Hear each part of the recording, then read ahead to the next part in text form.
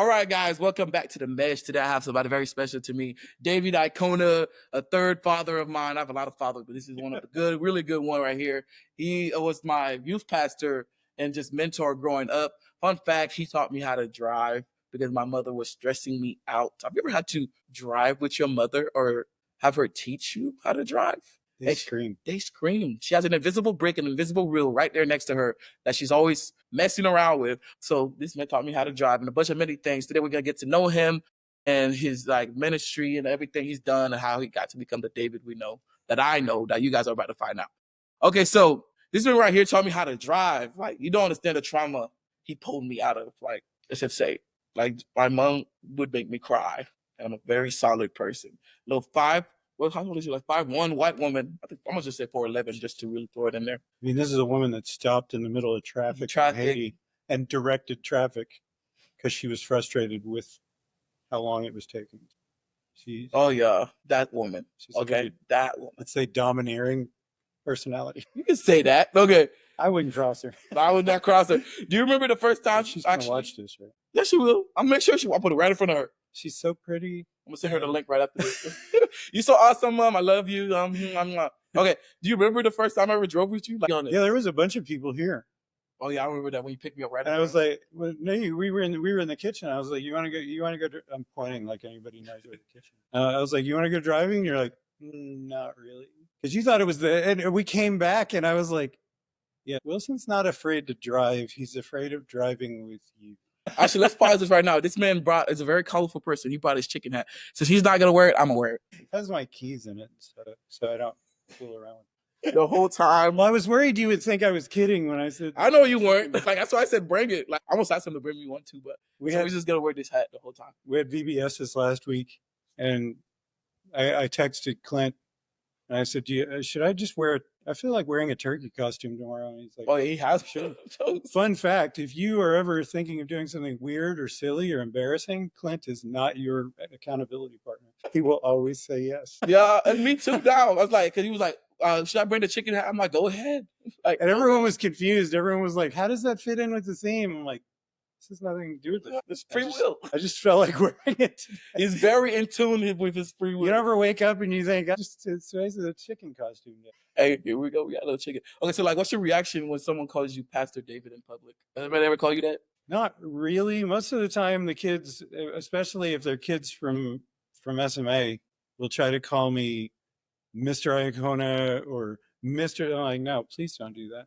Just David is fine. There's David. I've always ever called him David. David is fine. In fact, one of the parents once she introduced me to one of her son's friends, and he was only 10, and she liked to do that whole Mr. Iacona, Mr. Gunther thing. And she went over and introduced me to him, and she's like, this is we call him David. I feel like there's already a big, like a middle school kid at most is like 13, 14. I'm 52. So I used to be the same age as, now I'm older than their parents typically. Oh my God. I feel like that's already enough of a gap without them also calling me Mr. David or Mr. Iacona. Okay. That's real. Okay. We're going to enter into the hot seat Q&A, career plus heart edition. Are you ready? We're going to start with some funny questions and then we're going to get serious. Ready? No? I think so. All right, let's get into it. If Minecraft had a youth pastor DLC, what would it be? What would be in it? I have to be honest, I don't know what a DLC is. It's like an expansion pack. Oh, okay. There's really no chicken hats, funny games, like mini games, I think, that would hurt your character. Wow. Well, I mean, because typically youth pastor games are stuff like, that's what the joke is. Like you sign the waiver for camp, not because something might happen that you're not expecting, but because what you planned might actually go. You never know how the kids will actually play the game, for one thing. I've been there. Yeah, I've been there. And then it would have to have a bunch of snacks, like different snacks than just cake and cookies. I haven't played Minecraft in a minute. So, like, he plays it more regular than I do. It changes so fast. Yeah, it does. Okay. Because I know what you're talking about. Like, with my kids going to camp, because I broke my ankle a few times at camp doing dumb stuff. So I understand why they make us sign that waiver. Very, very true in that. What's one thing middle schoolers say that instantly makes you feel 100 years old? Everything middle schoolers say makes me feel good. And what's fun is, like, I think the most fun thing is like provoking them sometimes into saying You rage baiting them? something insulting, because I like hearing what they come up with. And frequently it's by accident, and they always try to make it better. And I'm gonna pick on Tiger. You know Tiger. I typically, when we're at camps, especially, I don't even change my shirt in front of the kids, because that's our society. It's better. I go in the bathroom. Yeah. But we were at preaching camp 2-3 years ago, and Tiger was 17, 18, and he was there as a leader. And I thought it was safe. It was kind of hot in the cabin, so I waited until all the boys were in bed, the lights were off, and I was just sleep with my shirt off. So all the lights are off. It's safe. So I'm sitting on the side of the bed, and Tiger's in the bed that's next to my bed. And I made the mistake of looking at my phone, which lit me up in the darkness. And Tiger said, "David, I've never seen you with your shirt off." And I've known him since he was like 11 or 12. So 6 years at this point. And he says, you look like my grandpa, who it turns out is in his 80s, by the way. And I would have actually then swung like I, that. I said, "That's thank you, Tiger. That was sweet of you." And he said, and this is where they always try to make it better. He said, "Well, I was going to say you look like my dad if my dad was overweight and hairy, but I thought that would be mean." No, I don't think that would have been better. I think And the I old said- man. I said, "I sure do appreciate you not being mean." My gosh. Colton once, we were talking about a wedding that they were going to that I Yeah. wasn't invited to, and I was fine with it because I didn't really know Yeah. the girl very well.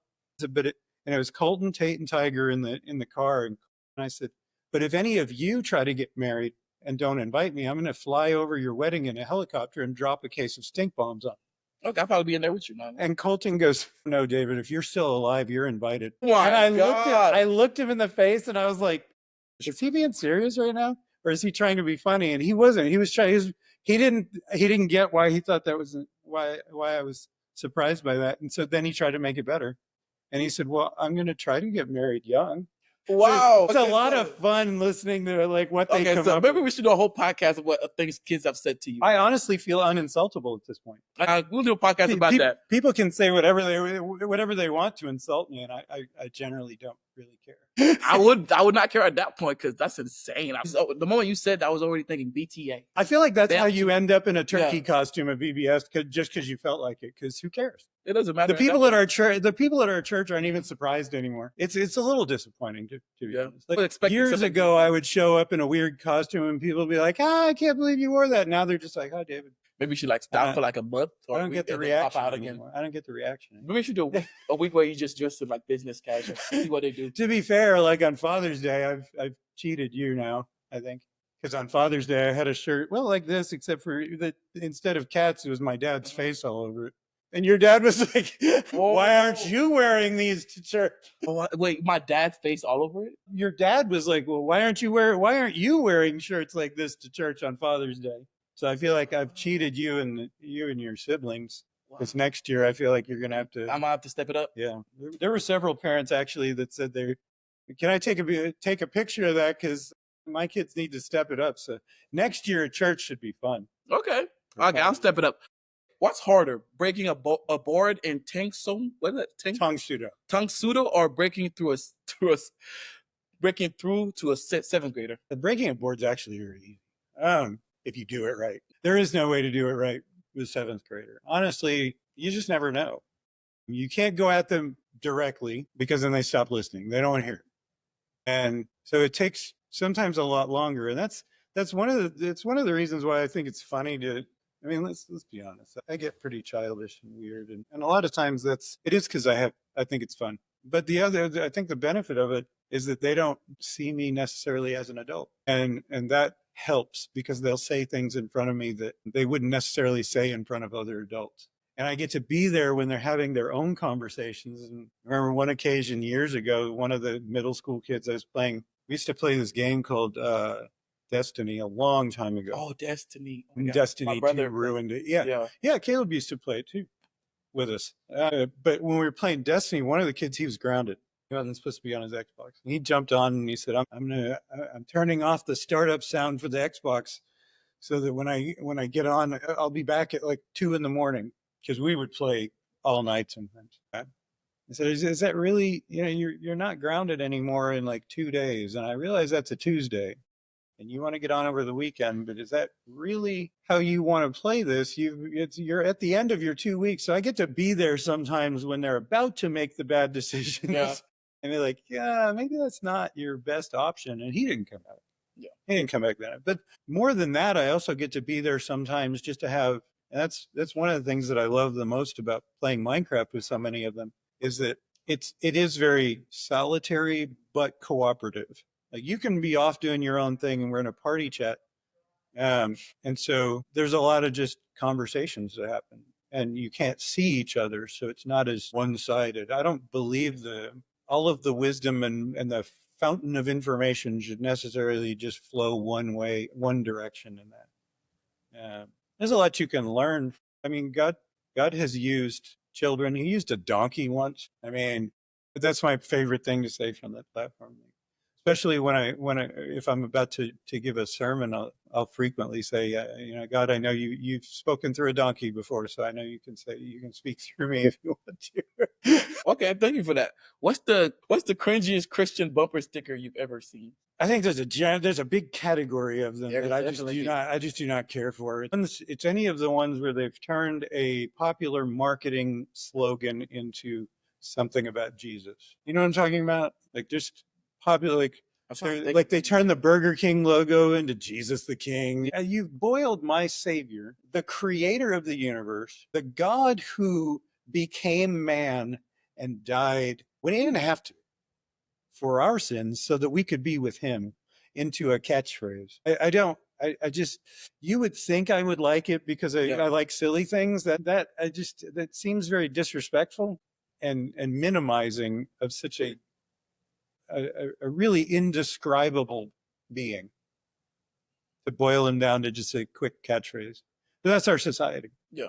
We don't have to take time. Okay. If Wilson was a Bible character, who would he be and why? I actually thought about this for a while because you told me you're allowed to roast. I don't know. The whale that swallowed Jonah. No, just I'm just kidding. No, actually, suddenly I'm not feeling like no. I was trying to think of what Bible character I would roast with, but no. It's in all seriousness. It's I would say like Moses. Moses.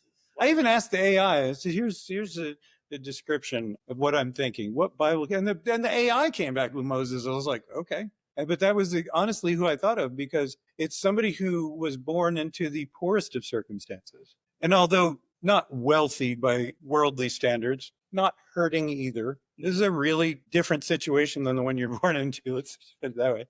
And sometimes it's easy. Moses didn't necessarily turn his back on God, but wasn't necessarily facing him either right after that. And I get that he was like in his 80s, but God called him. He was ready. He came back and became a leader, a man of character that people looked up to, people respected, people wanted to follow, even when they didn't want to follow, if that makes sense. Yeah. That's honestly, because I've seen at least who you came from. I still feel special that I'm one of the only people outside of your immediate family that's actually met your biological family. Oh yes. Wow. So that in between part, I don't feel like you've walked away, but not necessarily pursuing that for the main part of your life. Yeah. But ready. I feel like if God, you've already got the thing where people look up to you. You've always had that. You've always had that. I knew about you before I knew you, just because you have that natural charisma that people your age, much older than you, look up to, want to be around. And I feel like you're also simultaneously ready if God calls. Here comes Wilson.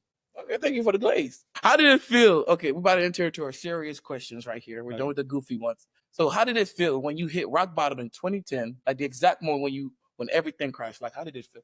So here's the thing about that. I was at the time, it's a much longer story, but when I was in college, I was in a Bible college. And to make that part of it short, I was mostly there because I thought I had a relationship with Jesus. But really what it was everybody from my youth group did these things. I was only allowed to go hang out with people from my youth group. So that's all I really knew in a social situation. And so when the bulk of those people, my friends, decided we were all going to go to college, and my parents knew who I was, and wouldn't allow me to go to a secular college. So I went along with the group of people to a Bible college. And that's the problem when you don't have your own personal. Oh, pause. Wait. But we have something to do with this. If everybody knows it's flooding in our area, Hold on. they're going to think that we just got hit by a flash flood. No, that lamp is just fine. Is it still on? Or do you edit it later?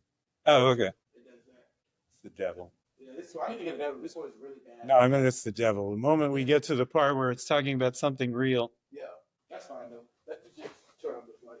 it keeps making that noise as if it's coming on and off. There we go. That's fine. The AI will do the lighting and everything. All right, so college. You start over at the. No, just but where exactly where you were at. It'll pick Okay. up. So I was at Bible college because I followed all my friends from my youth group, and that's the problem when you don't have your own personal foundation in Jesus is that there is no foundation. Mhm. It's not enough to say, I go to church, and whether you consciously say, I go to church, I'm a Christian because my parents said so. If you act like that, there is no foundation to your faith.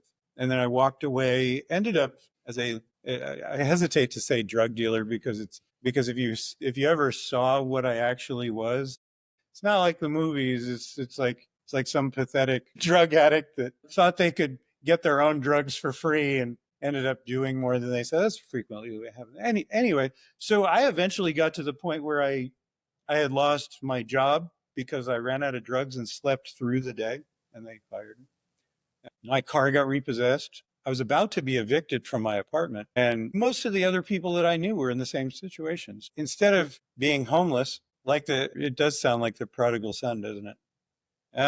I called my parents because I knew at least they would come and get me, and that I could come down from Dallas to San Marcos, and maybe I'd have something to eat. And I could get a job and get a car, get a job back up there and go right back up there and keep doing what I was doing. At the time, it didn't feel like a rock bottom, is what I'm saying. But everything kind of slowly crashed. And this was like 15 years after I was in Bible college. So grew up with, I say Christian parents, but my dad decided we were Christians. Yeah. You didn't like fully when I was like 10. And at the time I was like, this is not, but yeah, so it didn't really feel like a rock bottom at the time. It felt like because if you're in that environment for long enough, in the drug environment, you're going to have those situations where something bad happens, you got no food, you come out of it and you're like, it's more like waves. Yeah. Okay. What's the biggest? Okay. For context, you don't have to tell me who Jim Lanning is. But what did Jim Lanning do differently that helped you trust again? Well, Jim Lanning, he just passed away this year. Jim Lanning is a unique individual, one who I really got a lot of the current philosophies out of. But I think the biggest thing Jim did was just God knew that I needed somebody that could outstubborn me. You know what that's about. You always need that one person that no matter what, they're not going to leave you alone. And that's who God sent to me. He would show up at my house, and Jim was very hard to say no to. Jim shows up and says, come on, we're going to the soup kitchen. And he was such a nice, sweet old man that you just couldn't say no to him. And so you just go along with him. And here I am around homeless people that are drug addicts. Jim knew. But Jim is also the guy that worked behind the scenes. I didn't find out until, that was 11 years ago. Or no, that was 15 years ago that I moved here in 2010. But in 2014, we moved into a house that's like a mile and a half from the church. We had just gotten a new youth pastor, Clint, and I had met his family right when they moved here. And I was thinking about going to try and help. Well, unbeknownst to me, Jim Lanning went around behind the scenes and worked from the other end. And here I am showing up thinking they don't know anything about me. They already knew because Jim had come and told them, you need to ask David to help. He likes working with kids. He's got a drug history, but he's an honest guy. Wow. Which must have sounded really great to a new youth pastor. Here, take this drug addict as your helper. But that's the sort of thing Jim did. Even when even up to 2 years ago, I became a deacon at the church. And that was partially due to the fact that Jim would not give up. I don't think there was a single person in that ordination ceremony that was more proud of me being ordained as a deacon in our church than Jim Lanning was. And as a result, when I got to speak at his funeral, I wore my deacon badge because that's what Jim worked harder on that than I did. That's awesome. That's an awesome story. And in fact, this is a great example because I tell them no 2 or 3 times. I don't want to do that. I don't want to do that. I want to focus on what I'm doing. And again, Jim didn't give up. And thankfully, I gave in because he wouldn't have lived to see it actually happen had I not, I think, probably listened to God. I made that choice from this. And let it happen when I did. Okay. Well, thank you for sharing that. What's the biggest misconception people have about pastors? They think they're perfect, and the only thing they like to do is, like, I mean, I do like to talk about Jesus. I think he's the only thing that really matters in the end, but I do like other things. I'm also not perfect, nor do I pretend to be in any way. I think a lot of the world's, misconception of pastors, and that's why a lot of them don't like to say that they tell people that they are, not because they're ashamed, but because people tend to like try to straighten up, or at least in the South. It usually goes one of two ways. Either it becomes them feeling like they have to put on like they're a better person than they are. Yeah. Or it turns into a wild debate. They want to argue with you. I don't feel like arguing. Nobody ever argued their way into changing somebody's mind. That's real. I know it wouldn't ever work with me, that's for sure. Okay. That's real. Like, what's the hardest thing about spiritual mentorship that nobody talks about? And the hardest part of that is forgetting about yourself sometimes. And by that, I mean, you spend so much time like reading Bible verses, both being in church, during the sermon, during Sunday school, on the youth services. We just did VBS. We're about to do preaching camp this coming weekend. You spend so much time reading for a purpose that it's easy to forget to just read for yourself. To maintain your own relationship, it'd be like if I was running around spending so much time talking about you, reading about you. And the only time I ever talk to you is when I'm like, hey, what was the answer to this question? But then claiming to have a personal relationship with you. I got to spend time actually talking to you. That I think is probably the most difficult thing. That's real. Okay. How do you know when someone's ready for change? Like, how do you know when a kid's like ready for the change, big change that's gonna decide their whole life for the better? I mean, kids are kids. And sometimes they'll tell you, sometimes they won't. There was a particular girl at VBS, for example. It's just in a short time frame. Beginning of the week, I told her to do something, and she just said, "You're mean." I said, "I don't care if you think I'm mean. Just do what I said." And I pushed back on her a bunch of times during the week when everybody else thought she was just disobedient. She was hard to talk to. She cut me off once, and I shut her down verbally. Like, I mean, I think I was harder on her this week than most of the other kids. However, by the end of the week, her and I could just sit and have conversations because that's what they look for. The delicate balance between being too permissive and too strict. I told one of the moms, her son, his dad, he's only 9 or 10. His father passed away last year. And so he's having a rough time. And I said, I told her, I said, I try to walk a delicate balance with him between, I don't want to baby him, but I don't want to bully him either. It's got to be somewhere in between, somewhere in the middle, because he needs limits. Because unfortunately, he doesn't have his father to tell him, get up and get back in there when things happen. So sometimes I feel like I'm on the edge of bullying. Sometimes I'm on the edge of babying. But it's every kid is different, and what they've gone through is different. So I like to take the time at the beginning, especially, to just get to know them, because I don't feel like I have a right to speak into their life when I've put no time into trying to get to know them or earning the right to be somebody who speaks into their life. Now, if we're at camp or in that sort of environment, I do have a right, just on organizational level, to demand obedience to some degree. Because I got 30 kids that I'm responsible for last week. I can't have one of them putting the others. I gotta think about the safety of all of them at once. But as a one-on-one thing, I like to just get to know them, earn the right to speak into their life. And so, like I said, sometimes they'll tell you, sometimes you just be able to tell. Sometimes if you point out that they're being better, that'll break it. I'm weird like that. If I'm on a diet and unless I bring it up, I don't want people to say, "Hey, you've lost 10 pounds," because now I'll think, "Oh, well, people can see it." And now I'll start eating cookies and stuff. You know what I mean? Like, Yeah. but a lot of kids are the same way. They don't want you to point out that because that's them admitting that they were a worse person last week. So I just try to go along with, with where they're at, encourage them to be better than they were yesterday,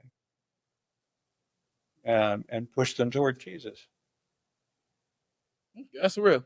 About to enter into our light game, David decides. Okay, I'm gonna toss a few little, things in there where you got to pick between, what you prefer. Our first one is Minecraft, or Minecraft. Mario, or Mario Kart. I already knew. I literally have a Minecraft tattoo, and people think I've had it a lot longer. I've had it 2 years. 2 years. I My God, I was 50 and I got a Minecraft tattoo. that's awesome. Okay, preaching or mentoring one-on-one. Mentoring one-on-one. Okay, well, he just talked about it. So, breaking boards or breaking bad habits. I would rather break 1,000 boards than it's a lot easier than breaking one bad habit. Italian food or Texas barbecue. I love both, but I grew up in Italy, and my dad's family's all Italian, so I have to say Italian food. Italian food. Okay, mine is Haitian food. Okay. Let your kids win or crush them in video games. This is assuming that I could crush them in video games. Crush them. Crush them, real quick. Make them earn it. Take a punch or take criticism. Ooh, a punch. I'd Punch. rather take a punch. I'd rather take a punch. I probably need to take the criticism, but I'd rather take the punch. Take the punch. Okay. Preach barefoot or in Crocs. That's hilarious because the last time when I spoke at Youth United last year, I went up there in Crocs to kick them off the stage because I got tired of wearing them, and preached barefoot. Okay. Relieve age 15 or erase it. 15 was when we moved from Italy to Texas. That was a wild year. I actually liked that year. Yeah, I'll relive it. Relieve it? Okay. Wait, do I get to know what I know now? No. Well, no. Didn't work that way. Okay, we're gonna wrap up legacy and life lesson. Okay, a few more questions to ask him to really get y'all to listen. Hopefully, there's a message in there for your people out there who needs to hear it. You've mentored a lot of people. What's one thing you've learned from someone you were supposed to be leading? This is one example I always give. I used to say, because I always tell the parents, if they're worried about their kid's safety when they're with me, if your kid doesn't come back, I probably won't either, because I'll put myself in between them and the danger, and says whatever had to get to me. So I'm really big on protecting children. I used to say that if I ever caught somebody, especially sexually abusing a child, that I would probably just beat them to death. And I used to say that casually. And one of the kids said, "Well, David, wouldn't that keep Jesus from being able to redeem them?" And that changed my entire philosophy on that and capital punishment and all of it. So yeah, Wow. that Okay, was huge. that's deep for a little kid right there. Okay. Well, he was like 16, 17. Okay, but still, what do you want middle schoolers to remember about you 10 years from now? That's what I I expected. remember the love. Expected it. Okay. What would you say to someone who's in their 2010 moment right now? Push closer to God, and whatever that might look like for you. Push closer to God, because he hadn't moved. That's one thing I discovered is, at that time, looking back on even my drug moments, God never moved. I did. All you got to do is turn back, and he's right there. Wow. Okay. You taught me how to drive, right? What's one thing you hope I never forget? One thing I, of course, hope you never forget is not only that do I, but Jesus loves you. And that's really the only thing that Yeah. all of the other stuff that we do in life, you can enjoy football. You can enjoy playing football. But as you now know, your wants and desires will change. And realistically, the only thing that matters is what your relationship is with Jesus when you leave this life, because this life is temporary. Everything in between is literally just a time filler, while God is making you into the person that he wants you to be starting eternity. Everything needs to be evaluated in perspective of that. If it gets in the way, no matter how much you enjoy it, if it's getting in the way of your relationship with Jesus, it needs to change. It's got to go, or it's got to be pushed back into a lower priority. nothing, including relationships, girls and otherwise, friendships, they've all got to be evaluated with that in mind. That the only thing that matters is not only your relationship with God, but how you treat people. Actually, how you treat people is a symptom of what your relationship with God is. That's real. Thank you. I'm gonna keep that in mind. I'm thinking that for sure. Okay, so we're gonna close out right here. I want to say thank you so much for coming on today, and thank you guys for watching. Please like, comment, and subscribe. Do you have anything you want to leave with these people before you go? You don't know? Play Minecraft and praise the Lord. Praise the Lord. Pray Minecraft. Keep it in that order. Okay. Absolutely. Bye, guys. Thank you. Okay.